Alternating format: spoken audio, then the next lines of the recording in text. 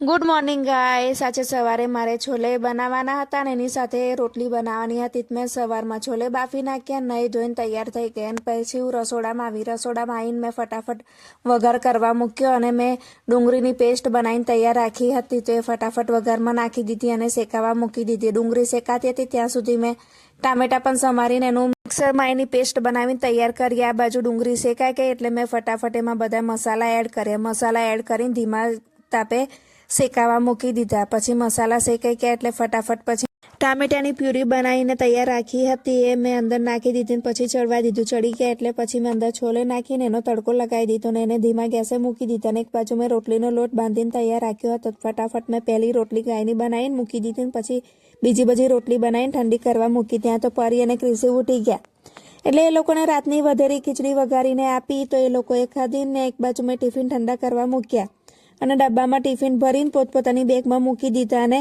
ક્રિસી અને પરી બંને ઝઘડતા હતા કે મમ્મીને મદદ હું કરીશ વાસણ ધોવામાં, ક્રિસી કે હું મદદ કરીશ। આમને આમ 10 વાગી ગયા।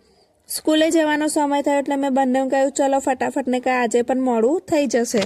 અમે ફટાફટ ઘરેથી નીકળી ગયા સ્કૂલ તરફ જવા માટે। આજે થોડા વહેલા નીકળ્યા હતા તો પરી કે મમ્મી અમને મંદિરે આજે લઈ જા, તો હું ત્યાં સંતરામ મંદિરમાં લઈ ગઈ। તો એ લોકો મારા પહેલા ભગતા હતા ને દોટ મૂકીને આગળ ચાલ્યા ગયા। મેં કહ્યું ધીમે ધીમે ચાલો, હજી થોડી વાર છે અને મોડું પણ નહીં થયું। તો એ લોકો ધીમે ધીમે અંદર ગયા અને એ લોકોની પાછળ ચાલી ગઈ।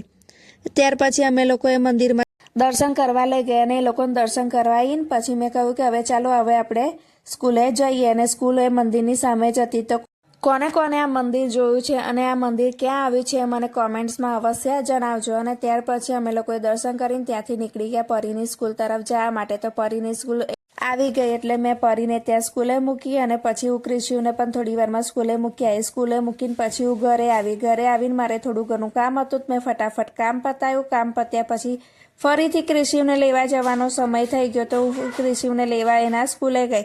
તો ક્રિશીને લઈને સ્કૂલે આવતી હતી તો ક્રિશી કે મમ્મી હું સીડીથી ચડીશ, લાઇટો જતી રહે તો મને બીક લાગે છે। તો એ સીડીથી ઘરે ઉપર આવ્યો ને હું એની રાહ જોઈને ઉપર ઊભી હતી। તે મને જેવો જોયો એવો દોટ મૂકીને ઉપર આવીને મને વળગી પડ્યો। ત્યાર પછી અમે લોકો અંદર ગયા અને મેં કહ્યું કે લાય હવે હું તારા માટે ચા બનાવું છું।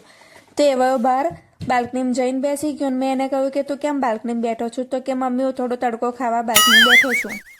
ક્રિશીએ કહ્યું કે હવે તું કપડાં બદલી લે અને ફટાફટ ચા નાસ્તો બનાવું। તો મેં ચા બનાવી તો એ થોડી પી ગયો, પછી ફરી હવે એની જાતે ગારતો હતો। મેં કહ્યું જો ડરાશે ને તો તને માર પડશે। તો કે મમ્મી તું મને ગારીને આપ। તો મેં એને ચા ગારીને આપી અને એને ચા પીતી અને ટીવી જોતો હતો। લેવા જવાનો સમય થઈ ગયો એટલે મેં ક્રિશીને કહ્યું કે હવે તું ફટાફટ જલ્દી કર, ચા પી લે। તો એને બધી ચા પી ગયો અને અમે લોકો પરીને લઈને સ્કૂલેથી ઘરે આવ્યા। તો પરી કે મમ્મી મને બહુ ભૂખ લાગી છે, મારા માટે કંઈક બનાવી આપ। તો એના માટે મેં નાયલોન પૌવા શેક્યા અને દલિયા અને સિંગદાણા બંને શેકીને સાઈડમાં મૂકી દીધા હતા। તો ફટાફટ મેં નાયલોન પૌવા શેક્યા, એમાં ખાંડ નાખીને નાસ્તો તૈયાર કર્યો। પછી ઠંડો થયો એટલે મેં એને ચા બનાવી આપી અને એને ચા નાસ્તો કરતી હતી ત્યાં સુધી ફટાફટ 2-3 વાર ડોલબેલ વાગ્યા। તો હું જોવા ગઈ કે કોણ આવ્યું છે, તો ક્રિશીનો ભાઈબંધ આવ્યો હતો જયું। તો જયું આવ્યો પછી એ બંને થોડું રમ્યા અને પરી અને ક્રિશીએ નાસ્તો કર્યા। પછી એ ત્રણેય જણ લાઈનમાં નીચે ઉતરતા હતા। મેં કહ્યું કે તમે લોકો આ શું કરો છો? તો કે અમે લોકોએ છુક ગાડી બનાવી છે। પછી એ લોકો પાર્કિંગમાંથી બહાર ગયા અને બહાર ત્રણેય જણ રમતા હતા। અને આજે પરી અને એની બેનપણી એક છોકરાને ખૂબ ચીડવતી હતી અને પરી કે તને મારી બર્થડેમાં નહીં બોલાવીએ। તો પેલો એક નાનો છોકરો હતો એ ખૂબ રડતો હતો અને પછી મને કહેવા આવ્યો કે આંટી તમારી પરી અમને હેરાન કરે છે। મેં કહ્યું એ તો તારી સાથે મસ્તી કરે છે।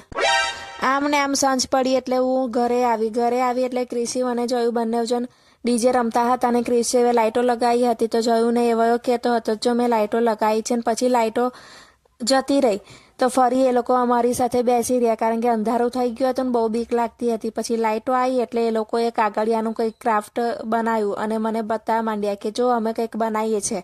બનાવ્યું તો કશું હતું નહીં, બસ વેસ્ટ કર્યા પાના। એ લોકો કંઈક બનાવતા હતા ત્યાં સુધી મેં ફટાફટ સોયાવડીનો વઘારેલો ભાત બનાવ્યો અને ઠંડો કર્યો અને બંને જણે બૂમ પાડી કે મમ્મી અમને ખૂબ જ ભૂખ લાગે છે, તમને જમવાનું આપી દો। તો મેં કહ્યું કે ચલો હવે તમે લોકો જમી લો। તો મેં વઘારેલો ભાત બનાવ્યો હતો એ થાળીમાં ઠંડો કરીને એ લોકોને આપ્યો અને એ લોકોએ જમી લીધો। આજનો અમારો દિવસ આમ જ પૂરો થયો।